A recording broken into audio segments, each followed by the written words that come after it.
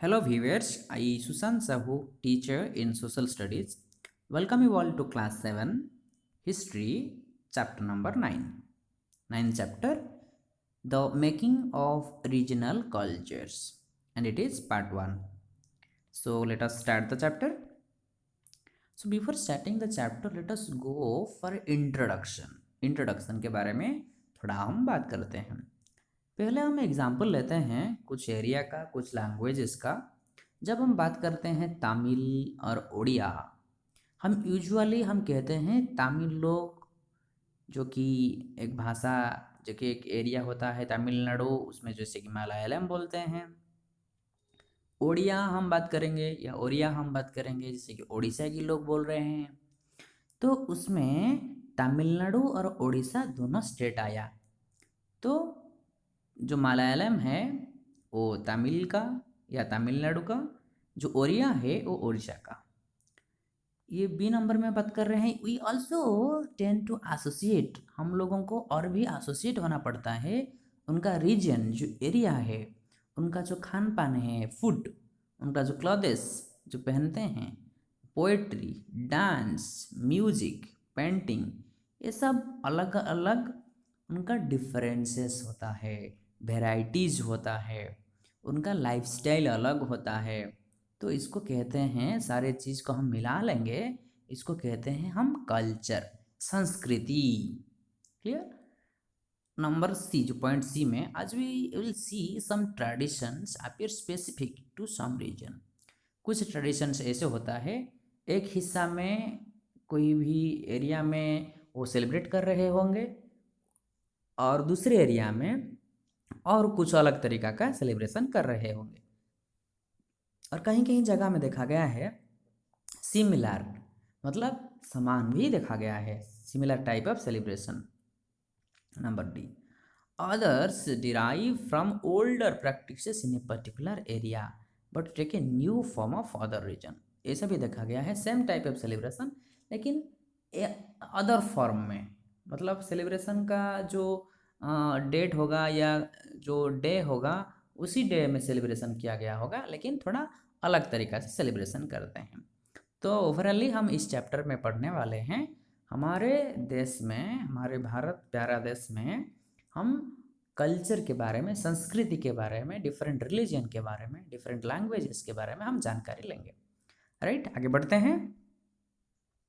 The Cheras and the development of Malayalam. अभी बात आया चेरोज। चेरोज एक डायनेस्टी का नाम है, जैसे कि आप पहले से पढ़े होंगे।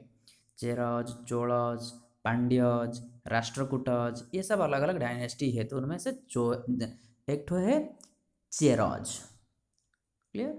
तो ये जो है, ये south part of our country, जो कि हम तमिलनाडु कह सकते हैं, थोड़ी देर से पहले हम बात कर रहे थे, और केरला, केरला तमिलनाडु लगभग साउथ पार्ट जो होता है, तमिल लोग जो होते हैं तमिल का बोलते हैं, और केरल का लोग जो मलयालम बोलते हैं। तो उसमें चेरो किंगडम जो है of Mahodayapuram was established in the 9th century in Kerala. Kerala में 9th सेंचुरी में एस्टेब्लिश हुआ था। It is likely that Malayalam was spoken in this area. सबसे ज़्यादा केरला में मलयालम बोलते हैं, जैसे कि तमिलनाडु में तमिल बोलते हैं, वैसे ही केरला में मलयालम बोलते हैं ज़्यादा। The rulers introduced the Malayalam language and script in their inscription. Inscription जो होता था, इंस्क्रिप्शन क्या है, जो कि दीवार के ऊपर खोद के लिखा जाता था, टेम्पल के ऊपर लिखा जाता था, या कोई गुफा में लिखा जाता था, तो उसमें ये मलयालम लैंग्वेज का मदद लेते थे। At the same time the Cheras also drew अपन सांस्कृतिक ट्रेडिशंस, वो संस्कृत लैंग्वेज के बारे में भी ध्यान दिए थे उस समय। A 4th century text, sorry 14th century text, लीला तिलकम, जो कि डीलिंग होता है ग्रामर और पोएटिक के बारे में, जो कि कंपोज किया गया कहाँ, मणिप्रवलम में। मणिप्रवलम का मीनिंग क्या होता है, डायमंड्स एंड कोरल्स। कोरल्स का मतलब प्रीशियस स्टोन, जो कि बहुत कीमती वाला स्टोन है, जो कि रेफर करते हैं दोनों लैंग्वेजेस, संस्कृत में है और रीजनल लैंग्वेज में भी है। रीजनल लैंग्वेज हम बात करेंगे तो उनका केरल का मलयालम है। ओके, आगे बढ़ते हैं। तो ये कुछ एग्जाम्पल दिया गया है मलयालम जो इंस्क्रिप्शन केरला में, ये जो लिखा गया है एक प्लेट के ऊपर, ये आपका किताब में भी दिया गया है, आप इसको देख सकते हो। How the letter size, the way of writing, it is totally different than other languages. Fine, आगे बढ़ते हैं। अब rulers and religious traditions, the Jagannath cult, Jagannath संस्कृति के बारे में यह हम बात करेंगे। जगन्नाथ आप लोगों को पता है कि उड़ीसा का जो एक डिस्ट्रिक्ट है पुरी के नाम, उधर भगवान जगन्नाथ जो हैं जगत का नाथ, विश्व प्रसिद्ध हैं। विश्व का, वर्ल्ड का कोने कोने से, कहीं कहीं जगह से लोग आते हैं दर्शन करने के लिए। उसी धाम को पुरुषोत्तम धाम कहते हैं, जगन्नाथ धाम कहते हैं, पुरी धाम कहते हैं।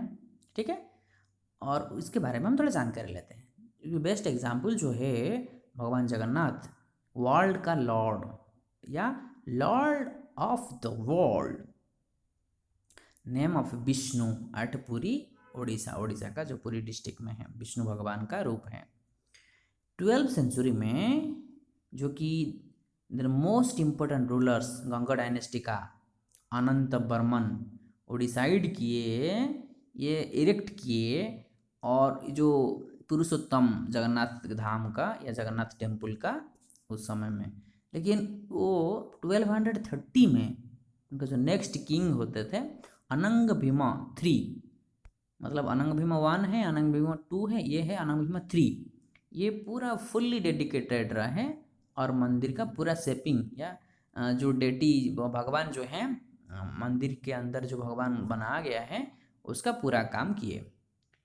फिर next all those who conquered Odisha, Odisha का जो भी कॉन्कर किए हैं बाहर का लोग, जैसे कि हम बात करेंगे Mughals, Marathas, English East India Company, they attempted to gain control over the temple. वो सारे चाहते थे मंदिर को कब्जा करने के लिए, क्योंकि उनको पता था भारत में जितने सारे मंदिर होता है उसके अंदर बहुत सारे प्रीशियस मटेरियल्स रहता है, ऑर्नामेंट्स रहता है, प्रीशियस स्टोन्स रहता है, सोना चांदी ऑर्नामेंट्स रहता है, तो इसलिए वो अटैक करते थे। They felt that this would make their role acceptable to the local people.